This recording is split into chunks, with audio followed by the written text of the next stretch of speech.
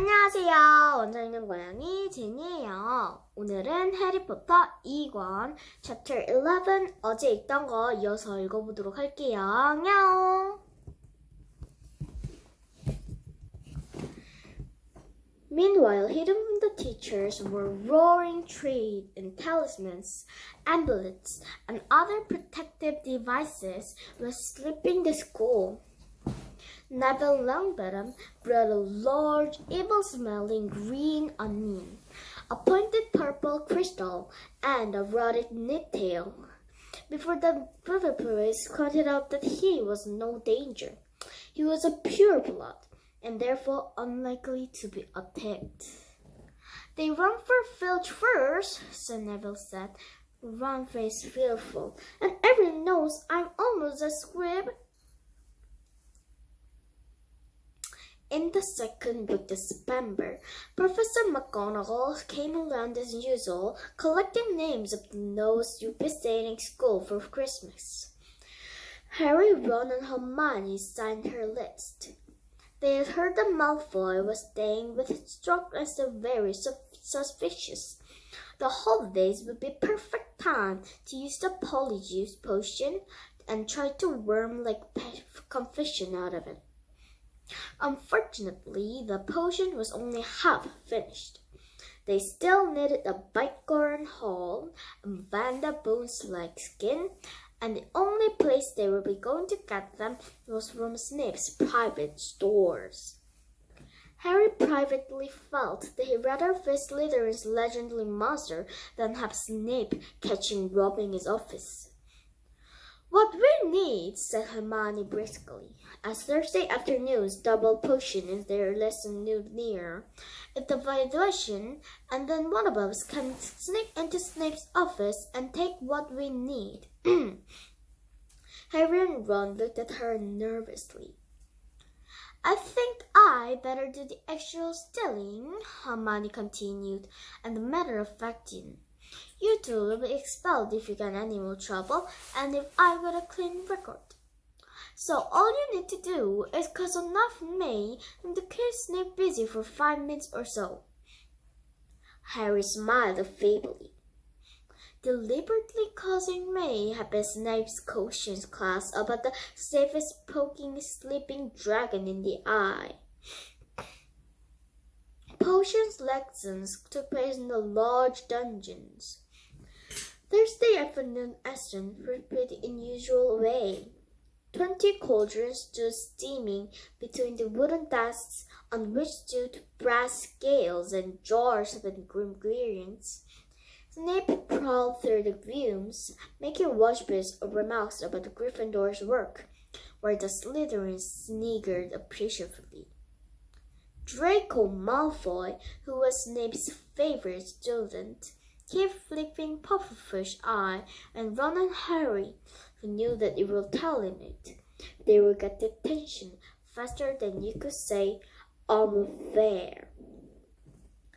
Harry's swelling solution was far too runny, but his mind on more than important things. He was waiting for the Hermione signal, and he hardly missed the Snape paused to sneer at his orderly portion. When Snape turned and walked off to bully Neville, Hermione caught Harry's eyes and nodded. Harry ducked swiftly down behind his cauldron, called when the first filibuster of fireworks out of his pocket, and gave it a quick crack with his wand. The firework began to fizz, a sputter.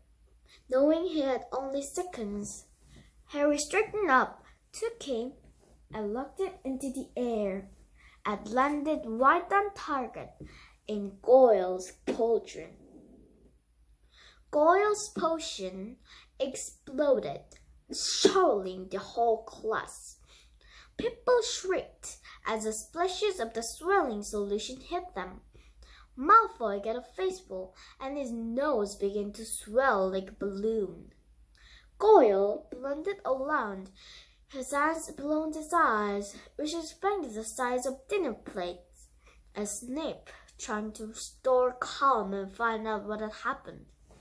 Through the confusion, Harry saw Hermione slip quietly out of the door. "Silence! Silence!" Snape roared. "Anyone who has been splashed, come here for the deflating draught. When I have found out who did this..." Harry tried not to laugh as he watched Malfoy hurry forward, his head drooping with the weight of the nose like a small melon. As Hector faced to Snape's desk, some weighed down on the arms like clubs, others unable to talk through gigantic puffed-up lips. Harry saw Hermione slide back into the dungeon, with the front of the rose bulging. When everyone had taken a swig of the taken, the varying strainers decided. Snape swept over to Goyle's cauldron and scooped out of the precious glib remains of the fireworks. There was a sudden hush. "If I ever found out who threw this," Snape whispered, "I shall make sure that person is expelled." Harry arranged his face into what he hoped was a puzzled expression. Snape was looking right at him, and the bell which rang 10 minutes later could not have been more welcome. "He knew it was me," Harry told Ron and Hermione as they hurried back to Moaning Martha's bathroom. "I could tell." Hermione threw the new ingredients into the cauldron and began to stir feverishly. "It'll be ready in a fortnight," she said happily. "Snape can't prove it was you," said Ron reassuringly to Harry. "What can you do?" "Knowing Snape is something foul," said Harry as the potion thrust bubbled. A week later, Harry, Ron, and Hermione were walking across the entrance hall when they saw small knot of people gather around the notice board, reading a piece of parchment that had just been pinned up. Seamus Finnegan and Dean Thomas beckoned the rover, looking excited. "Present the Journaling Club," said Seamus. "First meeting tonight. I wouldn't mind enjoying lessons with my handy one of these." "Well, you could slither as a master, can't you?" said Ron. But he too read the sign with interest. "Could be useful," he said to Harry and Hermione as they rounded the dinner. "Shall we go?" Harry and Hermione were forward, so at 8 o'clock that evening they hurried back to the great hall. The round dining tables had vanished, and the golden stage had appeared along one wall, lit by thousands of candles floating overhead. And the most of the school seemed to be packed beneath it, all carrying their wands, looking excited. "I wonder who'll be pitching us," Harry edged to the cheering crowd. "Someone told me Fenwick was a dueling champion when he was young. Maybe it'll be him."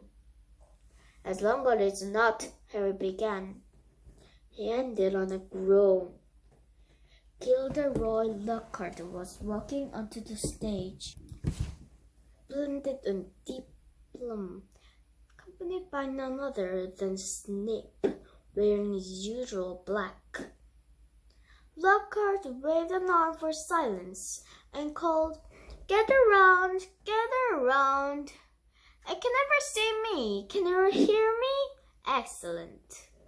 Now, Professor Dumbledore has granted me permission to start this little drawing club to train you all up in case you ever need to defend yourselves, as I myself have done on countless occasions, for these days you'll see my published works. Let me introduce my assistant, Professor Snape," said Lockhart, flashing a wide smile. "He tells me he knows a tiny little bit of dueling himself, but the stripling agreed to tell me with a short demonstration before we begin." Now, I don't know youngsters to worry. You'll still have your potions, Master, when I'm through with it. Never fear. Wouldn't be good if we're fishing out a rough, said Mother in Harry's ear. Snape's upper lip was curling. Harry wondered why Lockhart is smiling. If Snape had been looking at him like that, he'd have been running as fast as he could in the opposite direction. Lockhart and Snape turned to face each other and bowed. At least Lockhart did, with much twirling in his hands, wherein Snape jerked his head irritably. Then he raised their wands like swords in front of them. As you see, we're holding our wands in the accepted competent profession, Lockhart told the silent crowd. On the count of 3, we will cast our first spells. Neither of us will be immune to kill, of course. I wouldn't bet on that, Harry murmured, watching Snape baring his teeth. 1, 2, 3. Both of them swung their wands upward over their shoulders. Snape cried, Expelliarmus! There was a dazzling flash of scarlet light, and Lockhart was blasted off his feet. He flew backwards up the stage, smashed into the wall, and slid down at it to sprawl on the floor. Malfoy and some of the other Slytherins cheered. Hermione was standing on tiptoes. "The thing is a rat," she squealed through her happy fingers. "Who cares?" said Harry and Ron together. Lockhart was getting unsteadily to his feet. His hat had fallen off, and his wavy hair was standing on end. "Well, there you have it," she said, tottering back onto the platform. "That was a disarming charm. As you see, I've lost my runs. Thank you, Isabel." "Yes, it's an excellent idea to show the book, Professor Snape, but felt my sayings, it was obvious what you're about to do. If I had wanted to stop you, it would be almost too easy. However, I thought you'd be instructed to let them see." Snape was looking murderous. Purposely, Lockhart didn't notice. He just said, "Enough demonstrating. I'm gonna come on my students now and put you all into pairs. Professor Snape, if you'd like to help me." They moved through the crowd, matching up pictures. Lockhart to nibble with Justin's face falterly, but Snape reached Harry and Ron first. "Time to flip out of the dream team, I think," he sneered. "Weasley, you can parent that Filligan. Potter?" Harry moved dramatically towards Hermione. "I don't think so," said Snape, smiling coldly. "Mr. Malfoy, come over here. Let's see what you make of the famous Potter. And you, Miss Granger, you can partner Miss Bulstrode." Malfoy strutted over, smirking. Behind him, other Slytherin girls reminded Harry of a picture he'd seen in Holidays with Hags. She was large and square, as her heavy jaw drooped and gristly. Hermione gave her a weak smile and shouldn't not return. "Face your partners!" called Lockhart back on the platform. "And bow!" Harry and Malfoy, bearing down their heads, not taking their eyes off each other. "One's at the ready!" shouted the Lockhart. "When I count to 3, cast your charms to disarm your opponent. Only to disarm them. No human accidents. 1, 2, 3. Harry swung his wand over his shoulder, but Malfoy had already started on 2. The spell hit Harry so hard, he felt as though he had been hit over the head with a sword. He stumbled, but everything still seemed to be working, and wasting no more time, Harry pointed his wand straight at Malfoy and shouted, "Lectusempra!" A jet of silver light hit Malfoy at the stomach, and he tumbled up, wheezing. "I said disarm only!" Lockhart shouted in alarm over the heads of the battling crowd as Malfoy sank to his knees. Harry had hit him with a tickling charm, and he could barely move for laughing. Harry hung back, with a bare feeling it would be unsporting to reach Malfoy when he was on the floor, but this was a mistake. Gasping for breath, Malfoy put his one to Harry's knees, choked, "Tyrannosaurus!" And the next second, Harry's legs had begun to jerk around up to his control and kind of quick step. "Stop! Stop!" screamed Lockhart, but Snape took charm. "Finite incantatem!" he shouted. Harry's feet stopped dancing, Malfoy stopped laughing, and they were able to look up. A haze of greenish smoke was hovering over the scene. Both Neville and Justine were lying on the floor, panting. Ron was holding up an ashen-faced Seamus, apologizing for whatever his broken one had done. But Hermione and Millicent Brewster were still moving.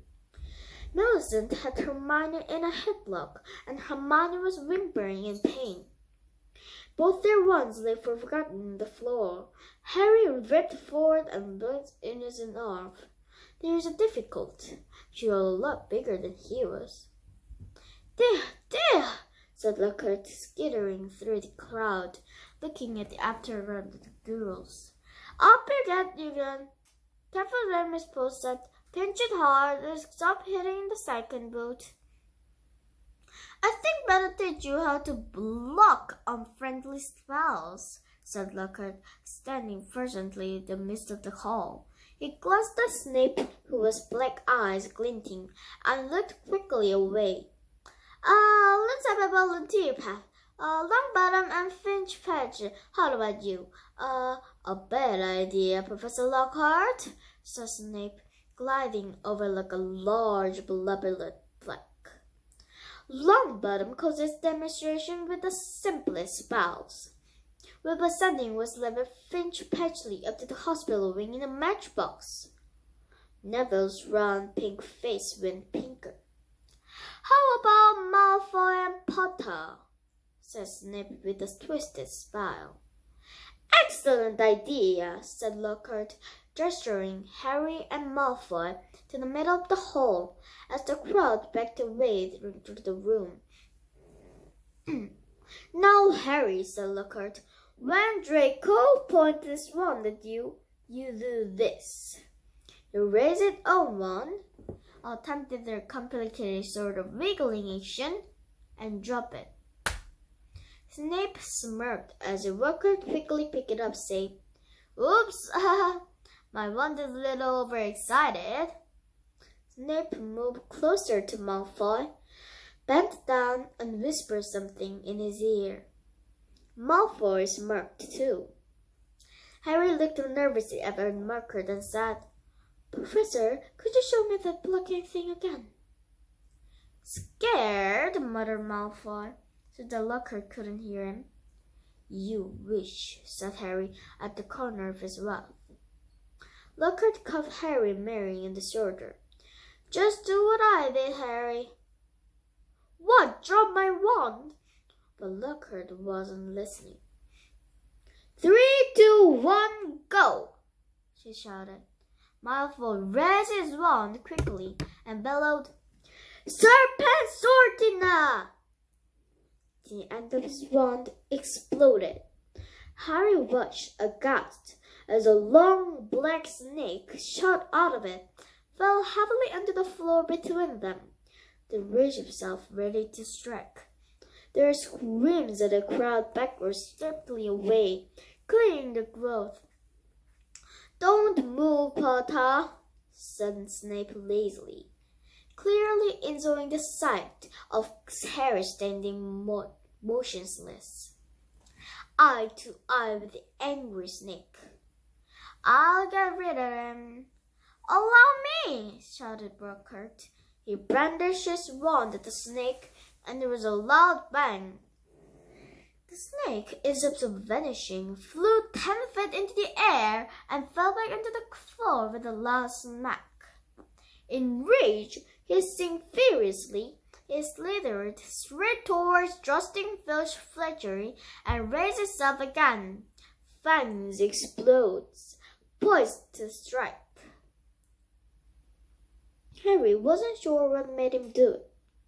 He wasn't even aware of deciding to do it. All he knew once was his legs were carrying him forward as though he was in casters, and he had shouted stupidly at the snake. Leave him! And miraculously, inexplicably, the snake slumped to the floor, docile as a thick black garden of homes, his eyes now on Harry. Harry felt the fear drain out of it. He knew the snake wouldn't look like anyone now, though how he knew it, he couldn't be explained.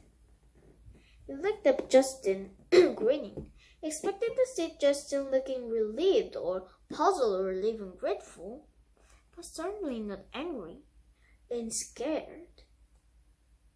What in your flaying it? He shouted. Before Harry could see anything, Justin her turn and stormed out of the hall. Snape stepped forward, waved his wand, and the snake vanished in the small puff of black smoke. Snape, too, was looking at Harry in an unexpected way. It was a shrewd and confident look that Harry didn't like it. He was also dimly aware of an ominous muttering all around the walls. Then he heard the tugging on the back of his rose. Come on, said Ron's voice in his ear. Move. Come on. Ron, steering out of the hall, Hermione hurrying alongside him. As they went through the doors, the people on either side drew away, as though they were frightened of catching something. Harry didn't have a clue what was going on, and neither Ron or Hermione explained anything until they had dragged him all the way up to the empty Gryffindor common room. Then Ron pushed Harry into an armchair